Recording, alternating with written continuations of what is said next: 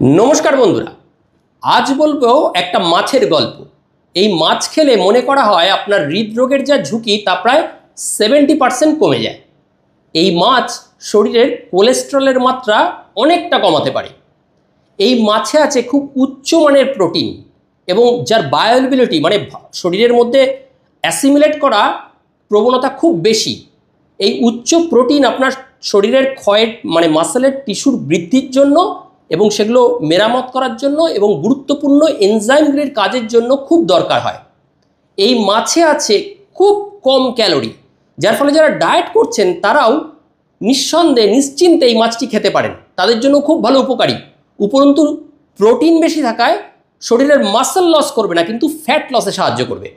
গবেষণায় আরও জানা যাচ্ছে এই মাছ খেলে পেটে দীর্ঘক্ষণ একটা সময়ের জন্য পরিপূর্ণ বোধ হয়, মানে খিদে পায় না, পেটে একটা ফুল এনার্জি থাকে, পূর্ণ বোধ হয়, ফলে খাওয়ার অতিরিক্ত খেয়ে ফেলার যে প্রবণতা সেটা নিয়ন্ত্রণ করা যায়। এই মাছ খুব ভালো একটা সোর্স ওমেগা 3 ফ্যাটি অ্যাসিডের, rich in protein, average fat percentage average, আর low saturated fat, zero carbohydrate, low cholesterol, sodium zero. 60% এই মাছটা খেলে এর থেকে যে ক্যালোরিটা আসে এর 60% আসে এর প্রোটিন পোর্শন থেকে, 40% ক্যালোরি আসে ফ্যাট থেকে। আর এর নিউট্রিশনাল ভ্যালু বলছি, মাছের নামটা বলছি, আগে এটা বলি তাহলে শুনতে খুব ভালো লাগবে। নিউট্রিশনাল ভ্যালু প্রতি 100 গ্রাম এ মাছে থাকে এনার্জি 92 কেসিএল, প্রোটিন আছে 15 গ্রাম, কার্বোহাইড্রেট নেই, ফ্যাট আছে 3.5 গ্রাম, কোলেস্টেরল আছে 80 mg। তাহলে এবার নিশ্চয়ই জানতে ইচ্ছা করছে এই মাছটি কি। তাহলে অবশ্যই বলবো আপনাদের এই মাছটার নাম এবং ছবিও দেখাচ্ছি। তার আগে পরিচয় পড়বে বলি। নমস্কার, আমি doctor Anupam Sinha, general physician, proctologist, lifestyle modifier, এই পর্বে আপনাদের হোস্ট।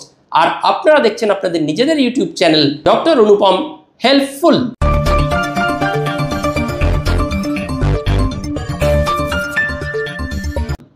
এইবার এই পাশের ছবিটা দেখুন, চিনতে পারলেন মাছটা?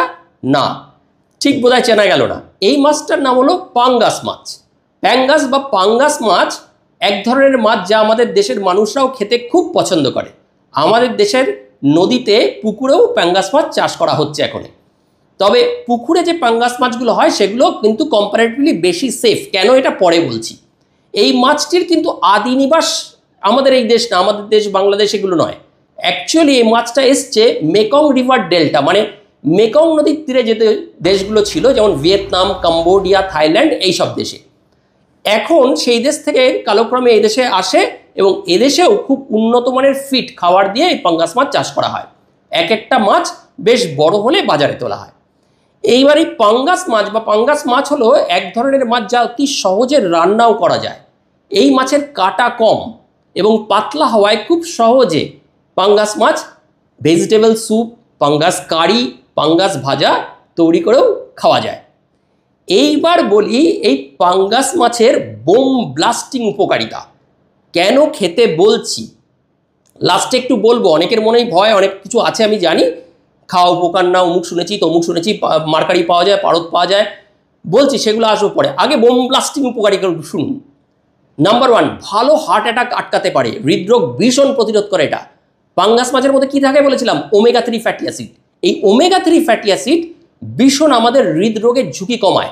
পাঙ্গাস মাছ করোনারি হার্ট ডিজিজ যেগুলো হয়, যা দীর্ঘস্থায়ী একরকম রোগ, যাতে মানে হার্টের যে ভেসেলগুলো তার মধ্যে কোলেস্ট্রল জমে প্লাক তৈরি হয় এবং বিভিন্ন রকম তাতে কার্ডিওভাস্কুলার রোগ, হার্ট অ্যাটাক, এমআই এগুলোর মতো রোগ হয়। কিন্তু এই পাঙ্গাস মাছে আগেই বলেছি অসম্পৃক্ত ফ্যাটি অ্যাসিড, আনস্যাচুরেটেড ফ্যাট থাকে, যার ফলে এর শরীরকে করোনারি হৃদরোগ থেকে রক্ষা করে। এবং যে ফ্যাটটা থাকে এটা ওমেগা 3 ফ্যাটি অ্যাসিড, খুব ভালো টাইপের ফ্যাট। এই ওমেগা 3 ফ্যাটি অ্যাসিড যত থাকবে তত রক্তনালীতে সেটা ডিপোজিট হবে না, রক্তের নলগুলো খোলা থাকবে, হার্ট অ্যাটাকের চান্স অনেকটা কমে যাবে। নাম্বার 2, পেশির গঠনে সাহায্য করে। দেখবেন থাম্বনেলে বলেছি রোগালোককে মোটা বানায়, কারণ প্রচুর পরিমাণে প্রোটিন পাওয়া যায় যা আমাদের পেশির গঠনে সাহায্য করে। প্রোটিন পার্সেন্টেজ বলেছি প্রায় আপনার প্রোটিনটা পাওয়া যায় প্রায় 15 গ্রামের মতো।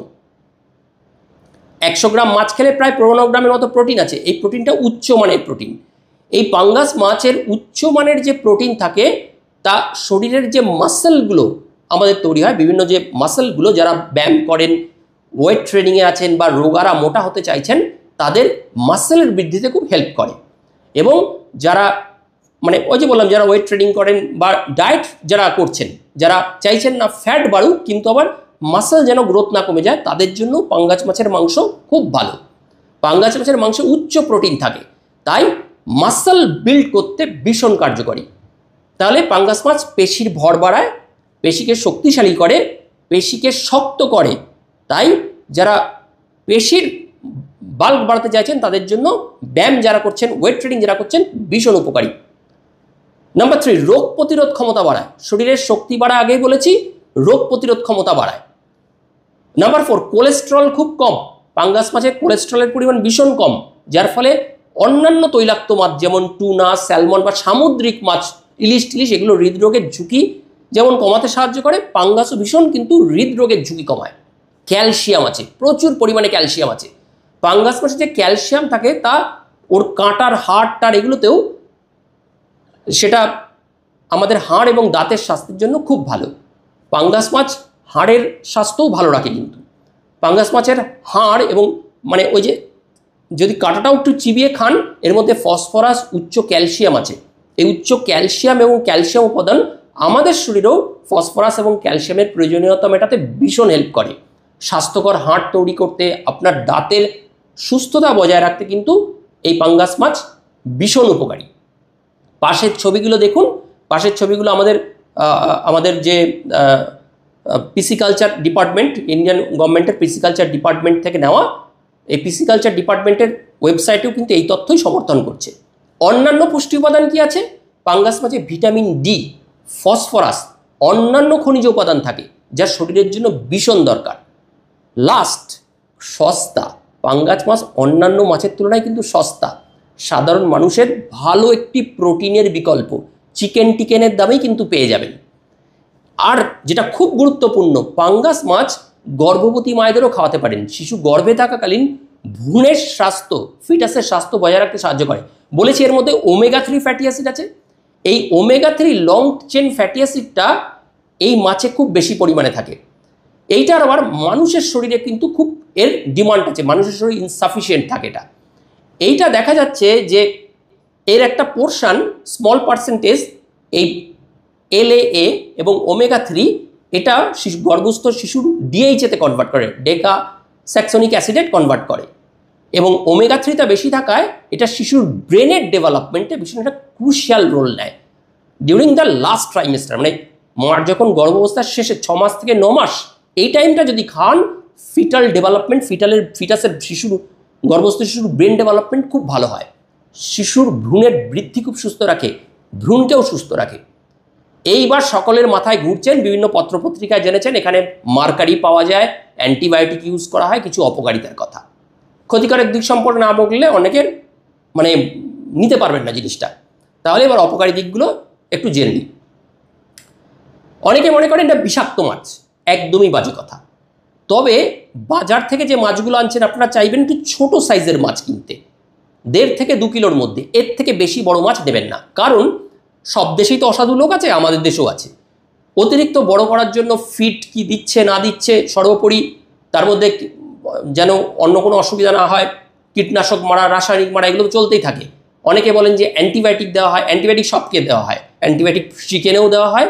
হ্যাঁ, অ্যান্টিবায়োটিক, কারণ অ্যান্টিবায়োটিক না দিলে তাদের তো রোগ ভোগ হলে দিলে কী অসুবিধা হবে? কিচ্ছু অসুবিধা হবে না। অ্যান্টিবায়োটিক হিট স্টেবল না, যখন রান্না করবেন অ্যান্টিবায়োটিক নষ্ট হয়ে যাবে। কিন্তু যেন অতিরিক্ত অন্য কোনো সার প্রয়োগ করে অতিরিক্ত বড় মাপের খাওয়ার দরকার নেই। 1 থেকে 1.5 কিলোর মধ্যে খেতে পারেন, এগুলো নিঃসন্দেহে সেফ। আর কি, প্রচুর প্রোটিনের উৎস। তাই যাদের প্রোটিন মেটাবলিজমের কোনো রোগ আছে, যেমন ধরুন যাদের কিডনি খারাপ আছে, যারা মানে রেনাল ডায়েটে আছেন, লো প্রোটিন ডায়েটে আছেন, যাদের ইউরিক অ্যাসিড বেশি, ইউরিক অ্যাসিডে প্রোটিন মেটাবলিজম ডিস্টার্ব হয়, তারা একটু এড়িয়ে যাবেন, বা চিকিৎসকের পরামর্শ ছাড়া বিশেষ খাওয়ার এটা দরকার নেই, বেশি পরিমাণে তো নয়।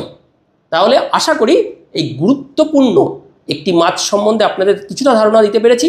এরকম আরও ইনফরমেটিভ ভিডিও পাওয়ার জন্য আমাদের সাথে থাকুন, আমাদের চ্যানেলটিকে লাইক, সাবস্ক্রাইব ও শেয়ার করুন। আর আশা করি আরেকটি নতুন ভিডিওতে শীঘ্রই আপনাদের সাথে আবার দেখা হবে। ততক্ষণের জন্য বিদায়, নমস্কার।